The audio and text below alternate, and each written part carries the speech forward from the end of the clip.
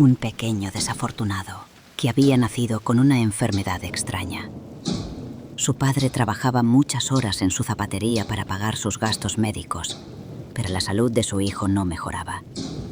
Vivíamos en el mismo edificio, él en el cuarto piso, yo en el tercero.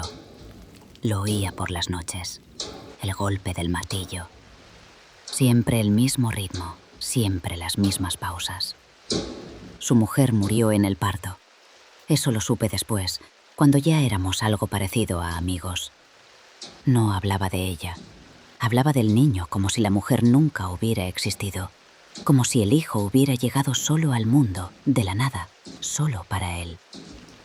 El niño se llamaba David. David enfermó cuando tenía 6 años. Sé que fue lento, que tardó casi 2 años. Pierre vendía más zapatos de los que podía hacer para pagar los médicos, las medicinas, las inyecciones.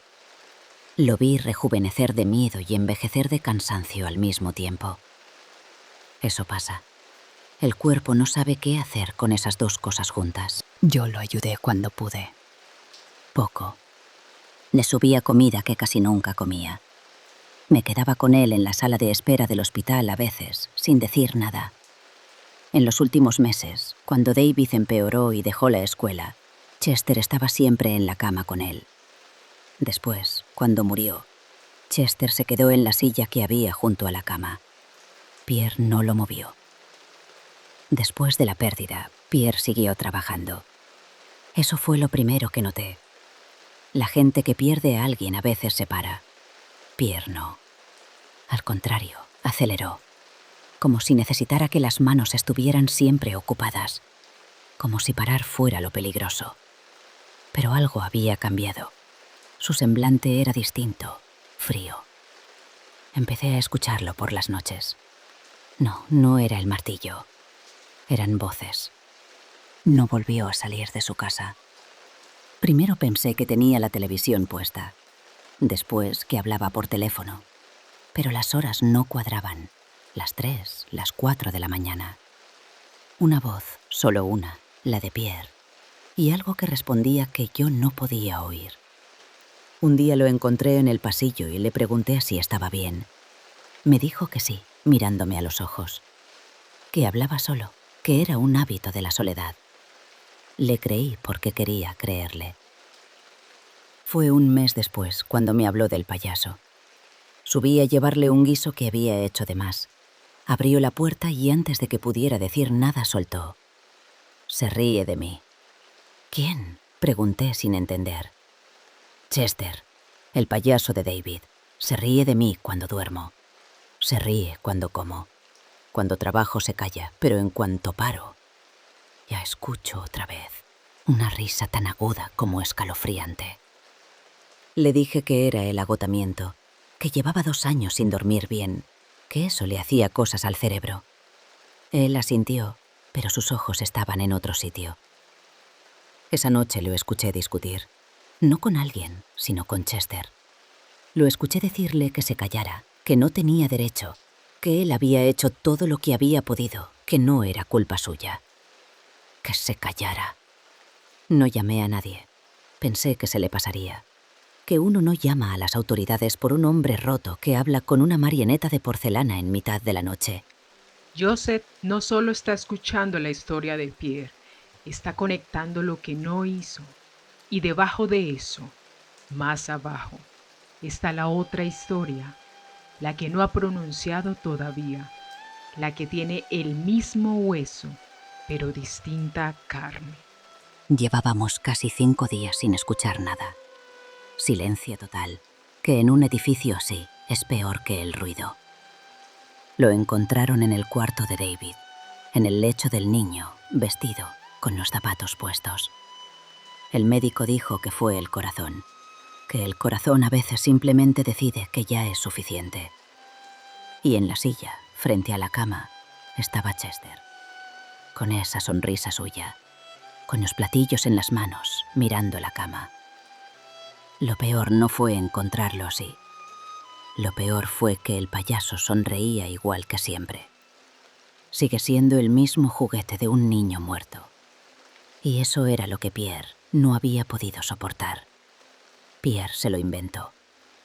Necesitaba que alguien lo acusara porque él no podía hacerlo.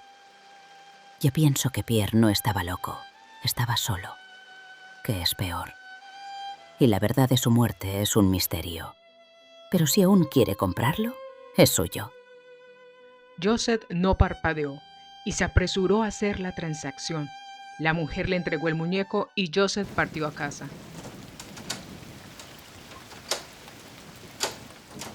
Eres un buen hallazgo, amigo. Miski lo miró fijamente, con una mirada que parecía juzgarlo, y lo siguió. Joseph colocó a Chester en la vitrina, desde donde podía observarlo, sentado en el escritorio. La luz tenue de la lámpara iluminaba su rostro, y Joseph no podía evitar sentir la mirada de sus ojos azules, que lo seguían. ¿Qué sucede, gatito? No hay nada de qué preocuparse. ¿Acaso no te parece hermoso? Joseph intentaba ahogar la inquietud que crecía en su pecho, y a medida que la noche avanzaba, los susurros comenzaron a llenarle la mente. ¿Estás ahí, Chester? En la oscuridad de su habitación, algo se mueve en la penumbra. Un escalofrío recorre su espalda y un sudor frío le recorre la frente. Solo es tu imaginación. Se dijo, pero en el fondo sabía que Chester era algo más que un simple juguete. Los días siguientes fueron una mezcla de normalidad y extrañeza. Miski estaba inquieto y un extraño tic comenzó a aparecer en el rostro de Joseph. La falta de sueño empezó a hacer mella. Un día, mientras preparaba café, creyó ver a Chester en el reflejo de la estufa, sonriendo de manera burlona. Eres solo un trozo de cerámica. Sintiendo que la locura se le escapaba entre los dedos, se encontró atrapado en un laberinto de paranoia. Una de esas noches de desvelo, decidió enfrentar sus miedos, se armó de valor y se acercó a la vitrina. ¿Qué quieres de mí? No tengo miedo de ti.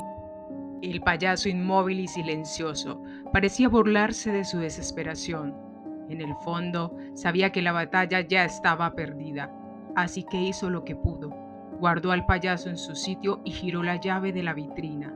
El silencio regresó a la tienda, pero era un silencio diferente, uno que parecía zumbar en los oídos del viejo coleccionista. ¿Ves, Miski? Chester solo necesitaba que alguien lo escuchara. Ahora está tranquilo. El gato no respondió. Estaba ocupado lamiéndose una pata, pero de vez en cuando miraba fijamente a Joseph, como si buscara los hilos que sostenían su cabeza.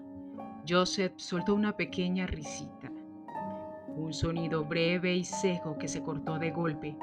Por un segundo sus ojos buscaron el reflejo en el cristal de la vitrina, esperando ver el rostro de Pierre, pero solo encontró el suyo, pálido, tenso y con una comisura de los labios extrañamente elevada. ¿Sientes eso, gatito? El aire huele a caballos, a hierba húmeda y a cuero viejo. La noche avanzó y la humedad de la calle empezó a filtrarse por debajo de la puerta de madera. Joseph se sorprendió a sí mismo caminando hacia el rincón de los instrumentos musicales. No fue una decisión consciente. Sus dedos empezaron a tamborilear sobre el mostrador, siguiendo un compás. 1, 2, 3, 1, 2, 3, 1, 2, 3. El ritmo de un vals que no estaba sonando.